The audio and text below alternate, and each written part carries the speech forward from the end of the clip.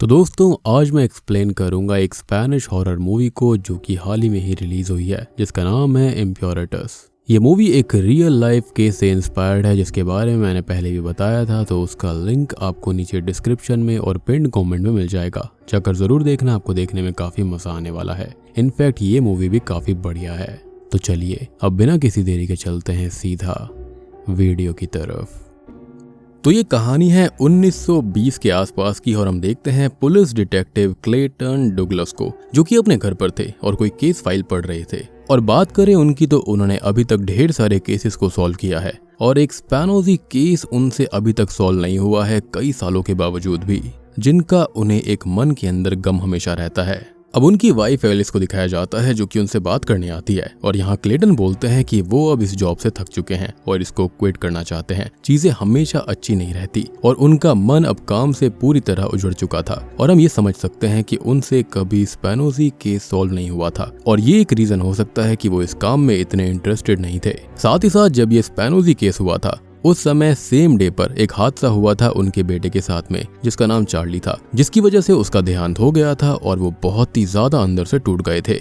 अब एलिस उनसे घर पर रहने का बोलती है और आज उनकी बेटी एना का बर्थडे भी था और वो कहते हैं कि उन्हें काम पर जाना भी जरूरी है और वो एना के रूम में जाते हैं जो कि सो रही थी और उसके लिए बर्थडे विशिंग का एनवलप रखकर घर से निकल पड़ते हैं। अब वो आते हैं पेंसिल्वेनिया के एक मेंटल असाइलम में, जहाँ पर उन्हें डॉक्टर हेसिंगर ने बुलाया था और रास्ते में वो चार्ली का एक्सीडेंट स्पॉट भी देखते हैं और मन में खुद से ये कहते हैं कि इन चीजों को जाने दो मीन्स उस गिल्ट को जाने दो, क्योंकि उसकी वजह से उनके काम पे और पर्सनल जिंदगी पर काफी फर्क पड़ रहा था। खैर अब वो हॉस्पिटल के रिसेप्शन पर जाते हैं और वहां पर रिसेप्शनिस्ट उनकी गन लेकर लॉकर में रख लेती है। असाइलम के अंदर गन्स नहीं ले जा सकते थे और अब वो हेसिंगर से मिलने जाते हैं, जिन्होंने उन्हें कॉल करके बुलाया था, लेकिन पूरी बात उनकी नहीं हो पाई थी, जो कि अब होगी कि वहां पर उन्हें क्यों बुलाया गया। और सबसे बड़ी बात कि एक मेंटल असाइलम में एक डॉक्टर का एक पुलिस डिटेक्टिव से क्या काम था। खैर अब हेसिंगर क्लेटन से पूछते हैं कि क्या कभी उन्होंने डैनियल ग्लासमैन के बारे में सुना है, जिस पर वो साफ मना कर देते हैं कि उन्होंने उसके बारे में नहीं सुना। और अब हेसिंगर उन्हें डैनियल की केस फाइल देते हैं, जो कि सिविल वॉर के टाइम जंग में थे और फिर वो अचानक गायब हो गया और 21 साल बाद दूसरे शहर में मिला था। और अगर क्लेटन उसे नहीं जानते तो ये थोड़ा अजीब था।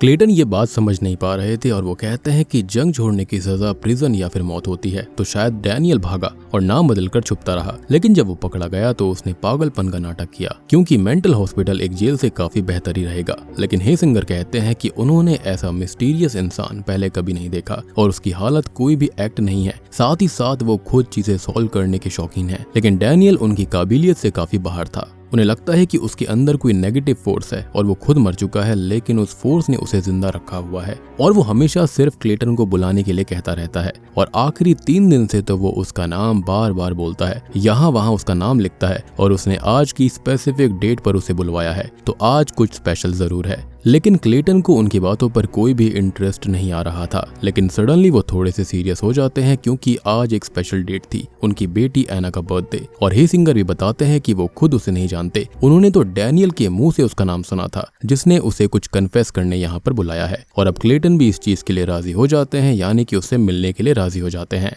ये दोनों अब डैनियल के रूम में जाने लगते हैं, जिसे बेसमेंट में सेफ रूम में अकेले रखा गया था, जो कि बहुत ही ज्यादा वियर्ड चीज थी, यानी कि उसे सबके साथ नहीं रखा गया। और क्लेटन पूछते हैं कि उसे करंट अफेयर्स, न्यूज या फिर रेडियो का कोई भी एक्सेस हो, जिससे उसे उनके बारे में पता चला हो या फिर कोई स्टाफ ने उसको बताया होगा। जिस पर वो कहते हैं कि पुराना स्टाफ उसके पास जाने तक से मना करता है और नया स्टाफ उसके बारे में जानता भी नहीं, क्योंकि उसे टोटल आइसोलेशन में रखा गया है। खैर वो दोनों उसी रूम के अंदर जाते हैं, जहां पर सिस्टर रोज भी थी, जो कि पेशेंट्स की स्पिरिचुअल गाइडेंस और मदद के लिए वहां पर आती है, जो कि बताती है कि डैनियल प्रीस्ट के लिए बोल रहा था। अब वो क्लेटन को देखती है और दूसरे पेशेंट्स को अटेंड करने निकल पड़ती है, जिनको हेसिंगर रोकते हैं और समझाते हैं कि बाकी सभी पेशेंट्स की काउंसलिंग और मदद तो बाकी सभी लोग देख ही लेंगे और अगर आज उनका सेशन नहीं हुआ तो वो कल भी हो सकता है, लेकिन उन्हें अभी यहाँ पर डैनियल के पास जरूरत होगी। और हम एक डर की फीलिंग हेसिंगर के अंदर देख पाते हैं, जो कि जानते थे कि वो डैनियल के अंदर किसी भयानक फोर्स को फेस करने जा रहे थे। वो जानते थे कि ये केस बिल्कुल भी साधारण नहीं था और यहाँ पर आज जो होगा वो बहुत ही भयानक होने वाला है।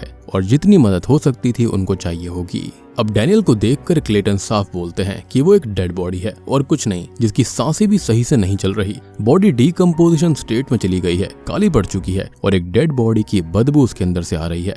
लेकिन शॉकिंगली और स्ट्रेंजली वो जिंदा था, जो कि ज्यादा मूव नहीं कर सकता था, एक दो शब्दों की आगे बोल नहीं सकता था। तो वो एक स्लेट पर पेपर्स लिखता है और हेसिंगर एक एनवलप ओपन करते हैं और बताते हैं कि इसमें कुछ टाइम पहले ही डैनियल ने अपना कन्फेशन ड्राफ्ट करवाया था और वो खुद इस एनवलप को आज ओपन कर रहे हैं, पहली बार, जिसे एक नर्स ने टाइप किया था।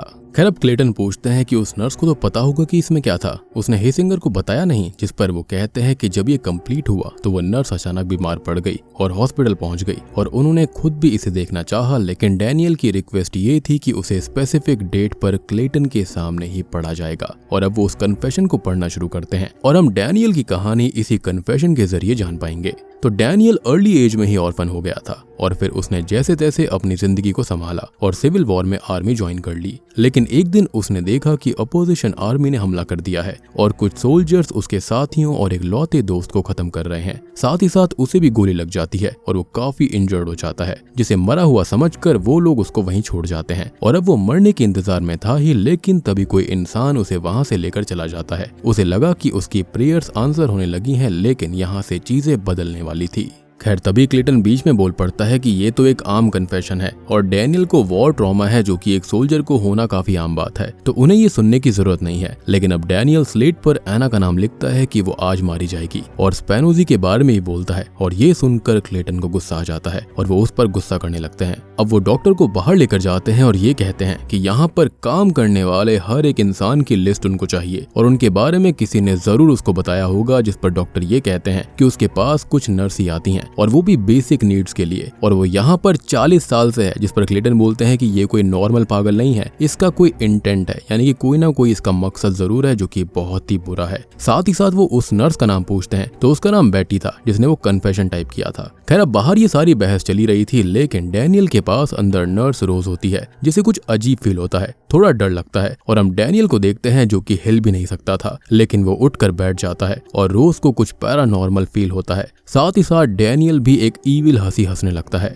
खैर अब डॉक्टर क्लेटन को यहाँ पर काम करने वाले लोगों की कुछ लिस्ट दे देते हैं और क्लेटन उनसे स्पैनोजी केस के बारे में पूछते हैं, जिसके बारे में उनको ज्यादा नहीं पता था। तो तभी वो क्लेटन को बताते हैं कि एक हस्बैंड ने अपनी पूरी फैमिली को एक से खत्म कर दिया था और उस फैमिली का एक लौता बेटा पहले ही गायब हो चुका था, जिसके फादर और ग्रैंडफादर 30 साल पहले डिसअपियर हो गए थे और स्पैनोजी केस 1998 में हुआ था और आज के ही दिन पर, जिस पर हेसिंगर कहते हैं कि फिर तो डैनियल को उसके बारे में पता नहीं होना चाहिए, क्योंकि उस केस से 9 साल पहले ही वो यहाँ पर आ गया था और यही तो स्ट्रेंज है उन लोगों के लिए। यानी कि सारी चीजें इसी तरफ इशारा कर रही थी कि उसके अंदर वाकई में कुछ ना कुछ नेगेटिव फोर्स जरूर थी। खैर वो दोनों वापस डैनियल के रूम में जाते हैं, जहाँ पर रोज बेहोश पड़ी थी और उसकी नाक से खून निकल रहा था, जिसको डॉक्टर उठाते हैं और उसको पता भी नहीं था कि वो कब बेहोश हुई और कब उसकी नोज से ब्लीडिंग हुई। यहाँ तक कि उसे ये भी नहीं पता था कि इन सब की शुरुआत कैसे हुई। तभी क्लेटन कहते हैं कि डैनियल एक स्टेज शो कर रहा है, जिसे वो नहीं मानते, लेकिन उन्हें वो कन्फेशन पूरा सुनना ही पड़ेगा।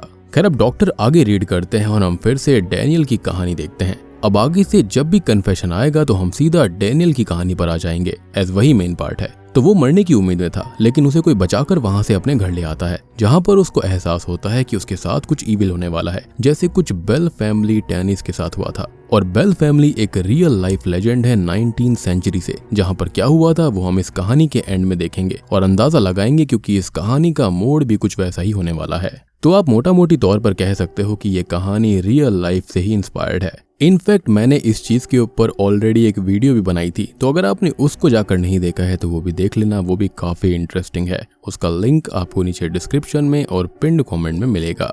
अब डैनियल को एक कपल गेब और एल्सी अपने घर ले आए थे, जहां पर एल्सी उसे देखते ही बोलती है कि गॉड ने उसे उनके पास भेजा है उनकी दिक्कतों को खत्म करने के लिए। लेकिन तभी वहां पर गेब आ जाता है, जो कि उसे ये कहता है कि उन्हें ज्यादा कंफर्टेबल नहीं होना चाहिए इस आदमी के साथ, मतलब सब कुछ ही उसे नहीं बताना है। डैनियल जो कि काफी दर्द में था, वो ये कहता है कि उसकी रीनमेंट को इन्फॉर्मेशन देना जरूरी है, लेकिन गेब इसके लिए साफ मना कर देता है कि वो वॉर से रिलेटेड किसी चीज को इस इलाके तक नहीं आने देंगे और वो लोग पीस और हार्मनी वाले लोग हैं, जो कि भगवान में विश्वास रखते हैं और डैनियल भी भगवान पर विश्वास रखे, लेकिन वो उनसे एटलीस्ट डॉक्टर लाने का बोलता है तो वो अगली सुबह किसी डॉक्टर को लाने का कह देता है। अब रात को सोते वक्त उसका बिस्तर खुद पे खुद हिलने लगता है, यहाँ वहाँ जाने लगता है, हलचल शुरू हो जाती है और वो बाहर गेब और एल्सी की बातें सुनता है, जहाँ पर एल्सी बहुत ही ज्यादा डरी हुई थी और परेशान थी, जिसे गेब संभालता है। लेकिन वो डरी और परेशान क्यों है इसके बारे में भी जरूर बात होगी।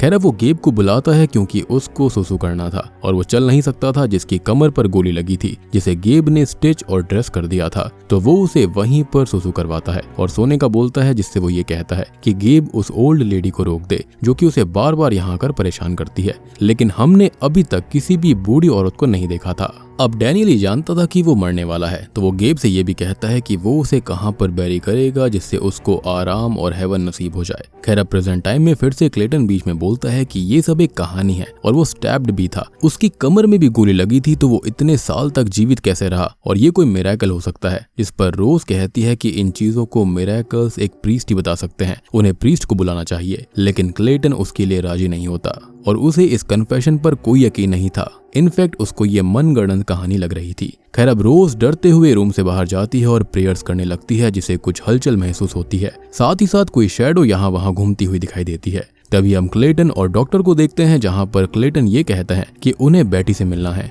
लेकिन डॉक्टर फाइनली रिवील कर देते हैं कि वो अब इस दुनिया में ही नहीं है, जो कि कन्फेशन के आखिरी दिन ही मरी हुई मिली थी। लेकिन किसी को ये अजीब नहीं लगा क्योंकि उसे एडवांस स्टेज का कैंसर था, तो सब कुछ नेचुरल कॉज जैसा ही माना गया।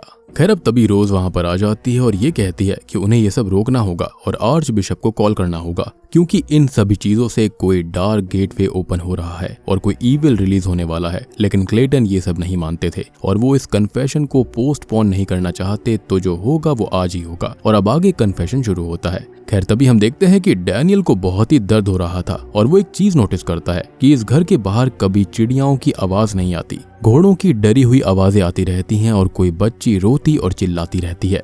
अब तभी दरवाजे पर अचानक से ही बहुत तेज तेज दस्तक होने लगती है और गेब बाहर से बोलता है कि डैनियल डोर खोलो, जो कि खड़ा भी नहीं हो सकता था। तो भैया वो वहां पर आकर दरवाजे को कैसे खोलता, और ये बात तो गेब को पहले से ही पता थी, लेकिन वो फिर भी कहता रहता है कि दरवाजा खोलो और कोई चीज उसे ब्लॉक कर रही है। इस पर डैनियल चिल्लाकर बोलता है कि कोई चीज उस दरवाजे को ब्लॉक नहीं कर रही, और तभी गेब की आवाज भयानक होने लगती है। वो ईविल होकर डैनियल से बात करता है, भयानक तरीके से हंसने लगता है और डोर भी खुद पे खुद खुल जाता है, जिसके बाहर कोई भी नहीं था। और अब परेशान होकर डैनियल वहीं बेड पर रखी हुई बेल फेंक देता है। लेकिन तभी शॉकिंगली वहां पर गेब और एल्सी आते हैं, जो कि उससे कहते हैं कि वो दोनों तो अभी यहाँ पर आए हैं। गेब हंट पर था और एल्सी किचन में थी, लेकिन डैनियल ने गेब की आवाज सुनी और वो उनसे कहता है कि वो लोग पागल हैं। और आखिरी टाइम गेब ने डॉक्टर का बोला था, तो डॉक्टर भी वो लेकर नहीं आया था, यानी कि उसका वुंड ऐसे ही अनट्रीटेड रह गया था। ट्रीट तो किया गया, लेकिन पूरी तरह से नहीं, डॉक्टर के सुपरविजन में नहीं था।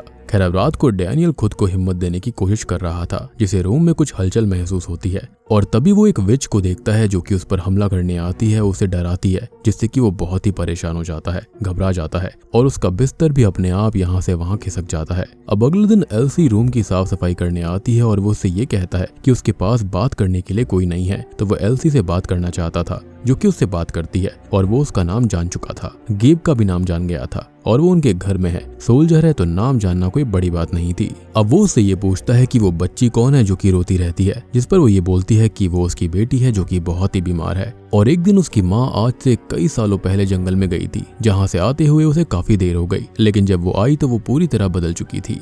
उसका नेचर बहुत ही बुरा हो गया था, उसके अंदर से गंदी बदबू आने लगी थी, वो गंदी गंदी बातें बोलती। और फिर उसकी बेटी पैदा हुई जो कि 3 साल की हुई और तब से ही वो ऐसी ही हो गई जैसी उसकी माँ थी। और एक डॉक्टर ने सालों पहले उसे देखकर कहा था कि उसके माइंड में कोई प्रॉब्लम है जिसे कंफर्टेबल रखना होगा, लेकिन कुछ भी काम नहीं किया। और कभी बेटी ठीक होती तो माँ बीमार हो जाती और कभी माँ ठीक हुई तो बेटी बीमार पड़ जाती। अब तभी डैनियल कहता है कि वो बूढ़ी औरत कौन है जो कि यहाँ पर आती है, जिस पर कि वो गुस्सा होने लगती है और ये कहती है कि उसकी माँ आखिरी 13 सालों से चल भी नहीं पाई है, तो वो यहाँ पर कैसे आ सकती है और यहाँ पर कोई भी बूढ़ी औरत नहीं है। और वो गुस्से में वहां से निकल जाती है। खैर अब क्लेटन फिर से बोलते हैं कि इसमें विचेस और कर्सेस वाला एंगल भी आ गया है और वो कैसे मान ले ये सब सही है। और तभी वो डैनियल से ये पूछते हैं कि वो उन्हें कैसे जानता है और आखिर यहाँ पर चल क्या रहा था। अब उन्हें खांसी आने लगती है और वो बाहर जाते हैं और वो अभी घर नहीं जा सकते थे आइस फॉल अल्कोहल की वजह से। तो वो रिसेप्शनिस्ट रूम में जाते हैं अपनी गन लेने के लिए, जो कि अभी उन्हें नहीं मिलती। और तभी वो डॉक्टर के कैबिन में जाते हैं जहाँ पर उसको एक चेम्बर मिलता है जहाँ पर पहले डैनियल को रखा गया था और उसकी पुरानी फाइल्स भी वहाँ पर थी।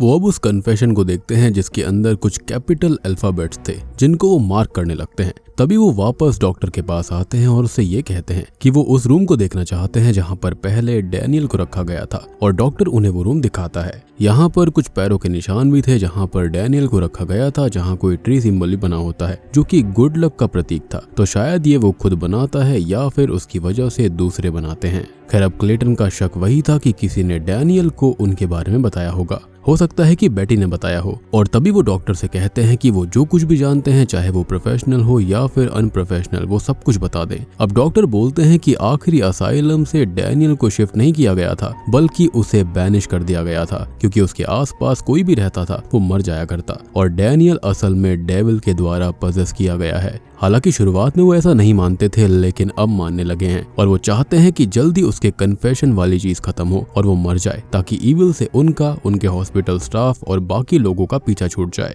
अब रोज भी इससे परेशान हो जाती है कि डैनियल के आसपास रहने से लोग मर जाते हैं, तो वो उसके पास क्यों है, जिस पर डॉक्टर कहता है कि उसने सेफ टाइम चूज किया है। हालांकि ईविल से कब सेफ रहा जा सकता है ये कोई भी मेजर नहीं कर सकता। अब क्लेटन कहते हैं कि वो जल्दी ही कन्फेशन खत्म करेंगे और अब उन्हें डैनियल की ईविल स्क्रीमिंग यानी कि चिल्लाने की आवाज सुनाई देती है और वो लोग उसके पास चले जाते हैं। क्लेटन उस कन्फेशन से कैपिटल अल्फाबेट्स को मार्क करने का काम रोज को देता है और खुद कन्फेशन रीड करने लगता है। और तभी कहानी अपने एंड पर आ जाती है। तो दोस्तों, अब यहाँ पर खुलते हैं इस कहानी के असली पत्ते। अब हमें गेब को डैनियल के पास दिखाया जाता है जिससे डैनियल बहस कर रहा था, और अब वो उसे अपना नाम बताता है, जिसे सुनकर गेब शॉक्ड हो जाता है और उससे कहता है कि वो उसकी फैमिली को ईविल से आजाद कर सकता है, वो उसकी बेटी को आजाद कर सकता है। और अब डैनियल भी उसकी बात मान लेता है। तो यहाँ पर असल में एल्सी की माँ को डेविल ने पजेस कर लिया था और ये ईविल बच्चों को पजेस करके दर्द देकर पेरेंट्स के दुख और तकलीफ पर फीड करता है, जो कि गेब और एल्सी के दुख पर फीड करता आ रहा था उनकी बच्ची को दर्द देकर। वो आगे बताता है कि उसकी बेटी को ठीक करने असल में प्रीस्ट फादर स्पेनोजी आए थे, वो भी अपने नेफ्यू के साथ में, लेकिन चीजें गलत हो गई और उन दोनों की जान चली गई, जिन्हें गेब ने जंगलों के बीच बैरी कर दिया था और ये बात हमेशा के लिए दबा दी गई। और अब हम ये जान पाते हैं कि स्पेनोजी केस के अंदर उस परिवार के 2 आदमी जो थे वो 30 साल पहले कहाँ गायब हुए थे, वो मर चुके थे। खैर, अब अगले सीन में डैनियल अपने रूम में था और खुद से ये कहता है कि वो यहाँ नहीं मर सकता और उसे यहाँ से जाना ही होगा। और फिर से वो विच आकर उसे हॉन्ट करती है। और अब अगले दिन वहाँ पर गेब और एल्सी आते हैं तो वो ऊपर लटका हुआ था, जिसे वो लोग नीचे उतारते हैं और वो उन दोनों को ही क्रॉस से पीट पीट कर मार डालता है, क्योंकि यही गेब ने कहा था, जो डील उसने ले ली। खैर, अब वो चल नहीं सकता था, तो जैसे तैसे वो बाहर जाता है और उसे वो पजेस्ड हुई ओल्ड लेडी मिल जाती है, यानी कि एल्सी की माँ, और वो उसे शूट करके खत्म कर देता है। खैर, अब वो शेड में जाता है जहाँ पर गेब ने अपनी बेटी को बांध कर रखा हुआ था, जो कि रोती रहती थी, और यहाँ पर वॉल्स पर डैनियल का ही नाम लिखा हुआ था और डेविल खुद उसे यहाँ तक लेकर आया था, खुद को यहाँ से आजाद करवाने के लिए। और अब वो उस लड़की को खत्म कर देता है, जिसके बाद डेविल उसे पजेस करता है। और जो डैनियल अब तक चल भी नहीं सकता था, डेविल उसे अच्छे से पजेस करता है, उसे पूरी तरह ठीक कर खुद को आजाद करके यहाँ से निकल जाता है, जो कि असल में डेविल का ही प्लान था। अब हम स्पेनोजी केस भी यहीं सॉल्व कर लेते हैं। तो डैनियल को स्पेनोजी केस के बारे में पता था, तो वो शायद उस फैमिली को सच बताने गया होगा, लेकिन डेविल ने उसके जरिए उस फैमिली के हस्बैंड को पजेस किया और सबको खत्म करवा कर वो वापस से डैनियल में ही आ गया था, जो कि अब इवेंचुअली यहाँ पर आ चुका है। लेकिन यहाँ भी एक प्लान के तहत ही आया है और डेविल का अभी का एक पल भी सदियों पहले ही तैयार हो जाता है। तो यहाँ पर वो असल में क्लेटन को ही लेने आया था।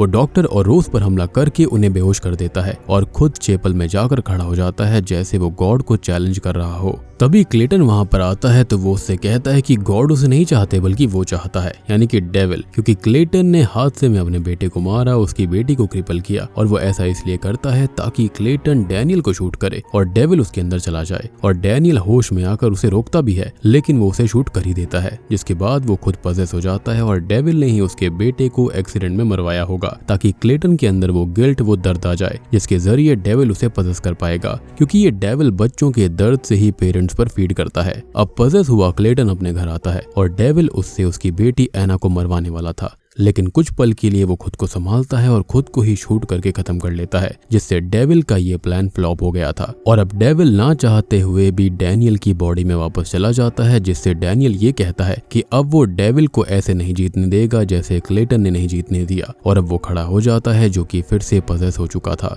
और रोज उसको डरी हुई नजरों से देखने लगती है, क्योंकि यहाँ पर डैनियल ने डिसाइड कर लिया था कि वो डेविल को अपने अंदर ही कैद करके रखेगा और उसे बाहर जाने नहीं देगा। और बूम, इसी के साथ में ये मूवी यहीं पर खत्म हो जाती है।